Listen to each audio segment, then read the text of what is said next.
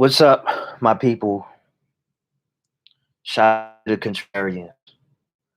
Shout out to the people who dance to their own music. I want to talk about something.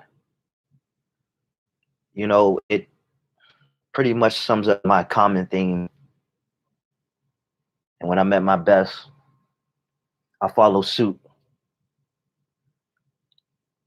Basically, to cut out all of that outside noise, to ensure that your voice is the loudest, to ensure that everything that you set out to do, you do. And so I was watching the TED Talk. There aren't too many TED Talks that have profanity. I probably only seen two. And this particular one was called the Fuck It Button by I believe his name is Wallow. I don't want to get his I know there's something extra to it. Wallow 267, something like that. He was in jail for 20 years or so. And he was basically speaking to how when he was in prison, he was freer than a lot of people who was on the outside. And what he realized is something that I also realized, but I need to constantly remind myself just because of the times that we're in, is that we become slaves to other people's opinions. And that's why he says, you press the fuck it button. The fuck it button is to counter that initial feeling of, oh, what would they say about this? How would they feel about this? Or you go ask for feedback and you're just on pins and needles and all of these things because you care so much about somebody's opinion that if they tell you that it's trash, they tell you that they don't like it, you'll just give up. You'll scrap it. You may not try ever again. Couple things. So one, you may be seeking validation, approval for somebody who has no skin in the game.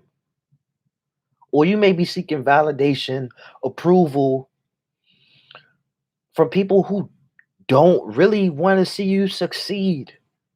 They're so consumed with their own lives and their own problems. Or they may be narrow minded. It may be a combination of all of those things. Even so, you can't expect for people to care as much as you do. And you should care a lot. For every time you feel like somebody doesn't care, you should care even more for your shit and less about what people may have to say about it. If you spent your whole life worried about what other people may have to say about what you choose to do, who you choose to associate yourself with, whatever it is, you'll get nowhere. And look around. Look around. There are a lot of people right now who always wanted to be more than what they really are. Somewhere along the way, the doubt of others found its way into their heads. I think one of the worst things that I could do for my child is to have her growing up thinking that other people's opinions should matter more than hers. My opinion should not matter more than hers ultimately. Right now, it has to because I mean she's 2 years old, almost 3 years old. She can't really fend for herself. That's okay. But part of my plan when it comes to rearing her is putting the power in her hands. Even if I have to give her the illusion of choice until she's old enough to really make her own decisions. You know what I'm saying? Like if you're a parent and you got a child and they're kind of rebellious by nature and that's okay. What you do is you give them a list of things that they can choose from, but they're all your choices. And so they don't feel like they have the clamp on them. They don't feel like, you know, they're falling victim to your authority. There's definitely going to be some give and take. You just give them options, but all of the options are yours. This is a little side note, little sidebar. But I'm big on this. And whenever I go to do something that's dear to me, something that is open for opinion, open for interpretation, all of these things, It can be criticized, scrutinized, all these things. Always had this type of conversation with myself, and the initial feeling sometimes would be like, "Oh, what people say about this? What they think is corny? What they think it's trash? Is it a waste of time? Are they making fun of me? Whatever it is."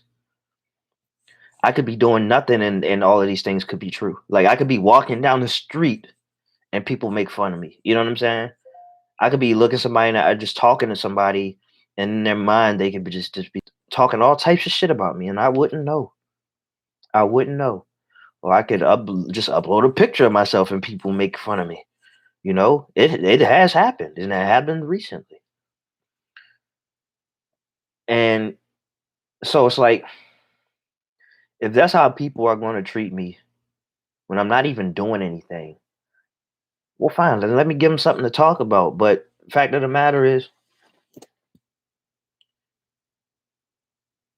no matter how people treat me, no matter how people criticize, the satisfaction of setting out to do something and actually doing it is much greater. And it's because I know most people who sit around talking shit and making fun of people and criticizing all the time, that's really all they're doing. They hate themselves. They hate their lives. It's the fucking truth. All right. And the beauty of living a life of pain, dealing with a lot of pain, it just takes the bullshit out of you. So I'm not going to bullshit with you. All right. I'm gonna tell it how it is. All right, these people are miserable. They hate themselves. They'd be better off locked up in a fucking corner somewhere. And whatever happens, happens. But you have to expect these things. All right. Don't single yourself out as the only person who deals with a lot of harsh criticism for living life the way you want to live it. Fact of the matter is, everybody ain't gonna get it. All right. And a lot of great minds understand this and they get successful in spite of it. In fact, they get successful because of it, because it's not about everyone. About, which is one of my great philosophies. Every time I turn on this camera, every time I sit down to write, every time I sit to create anything, is look, to whom it may concern. It may not concern you. It may not concern the next person. I've written a few books. Nobody in my family has read any of it. It's okay. Maybe they don't get it. Maybe they don't see my vision. Maybe they don't believe in me. None of that matters.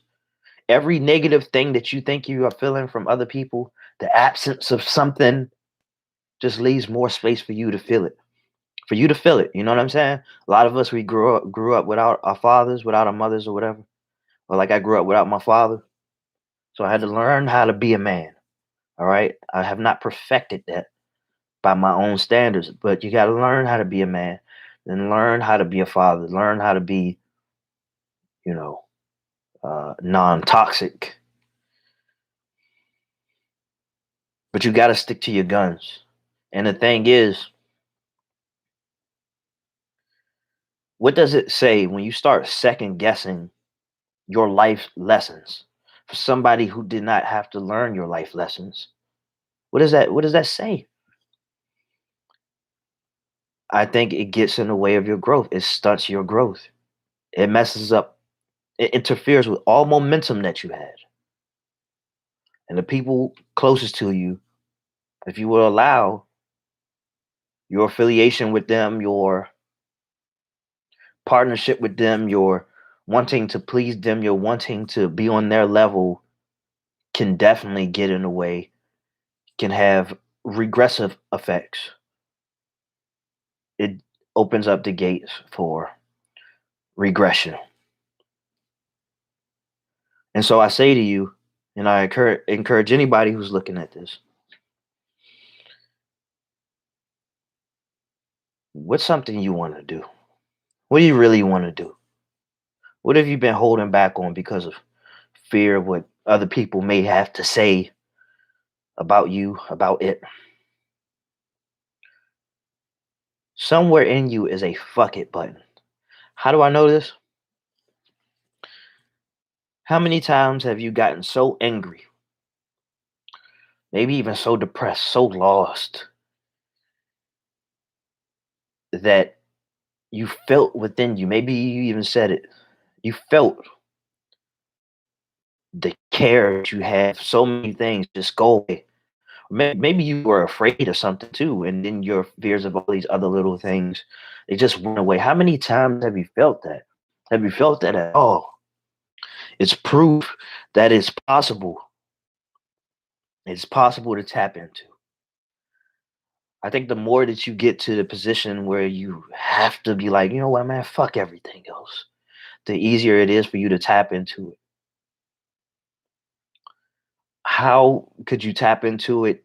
Just let's say you feel fairly normal right now. You feel blah, you feel basic, whatever you feel. How do you tap into that? Well, I say that you put your headphones on in a dark room, maybe with your eyes closed.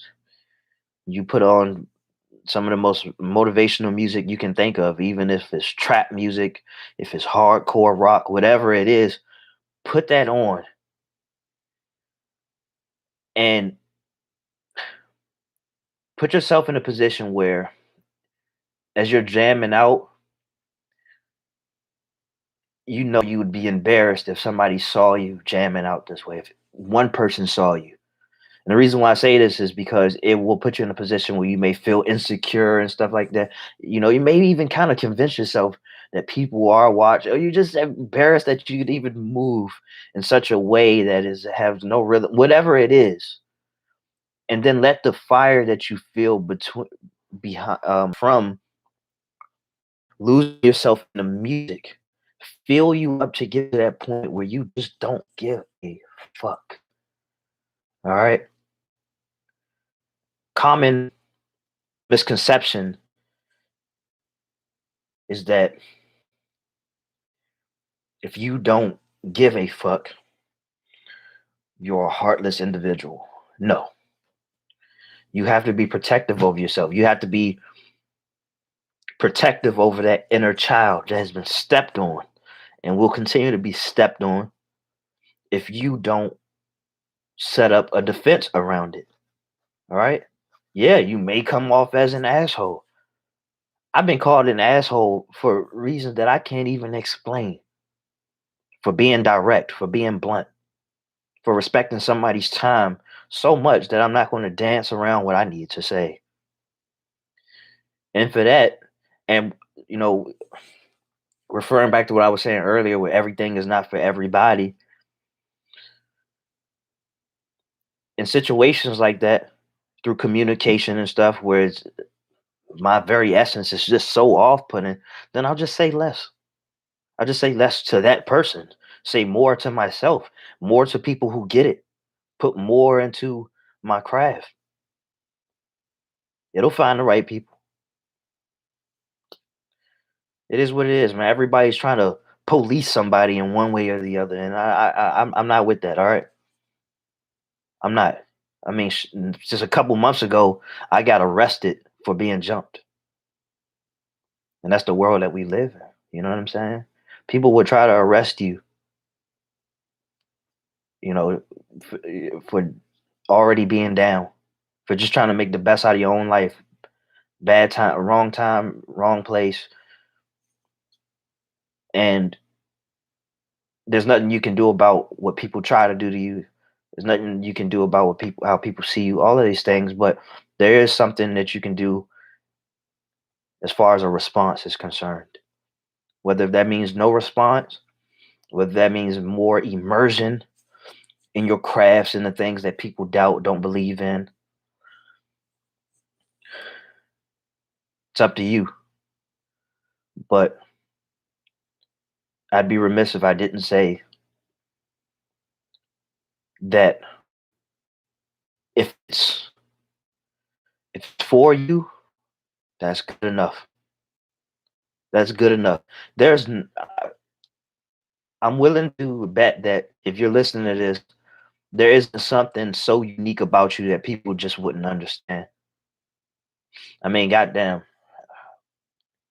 there are even pedophile sympathizers. You know what I'm saying? There's something for everybody. And so I would imagine that who you are as a person, what you believe in, what you would like to create, what you would like to be a part of, is nowhere near as off-putting as that. And so with that I said, with that I will say, I hope that this message finds you well, as I needed to hear myself say these things, and I needed to live in this truth because it is my truth. And tomorrow isn't promised. And if I die today, if I die tomorrow, I don't want to die not being who I am or hiding who I am for the sake of pleasing others. And I feel that that part of me growing is because people can just switch up on you however they see fit. Or, and this is why I'm not really big on like accepting compliments. I see it as negative criticism. I see it, you kind of on the same playing field as negative criticism, because it's like it's all validation. And also just because like many times have people kind of gravitated towards me based off something I said, that claim to like me, all these things. If I say something that may contradict that, or if I say something that they just don't like, then they'll say the complete opposite. They'll block me, all of these things. They'll distance themselves from me. It has happened a lot of times, and sometimes, it gets to me, but really it's a good thing. It's a good thing because this wouldn't have happened if I was trying to please everybody, and I've definitely tried to please everybody at one point. As far as like, let's talk social media, just trying to put together the perfect post that nobody will be offended by. And that was tiring, and it didn't feel organic, and it felt like I was putting myself in a creative box, and I don't want to do that anymore. All right, so no matter how many people are rocking with me, I'm glad that people are rocking with me. You know, when we hop on YouTube or something like that, it'd be great to have millions of people viewing, but I realize that the individuals matter. If it's one person watching, two, three, 1,000, whatever, I'm glad that you chose me, because I know that you know, I'm not the easiest drink to take down, and I didn't put in my best effort to make these videos more watchable.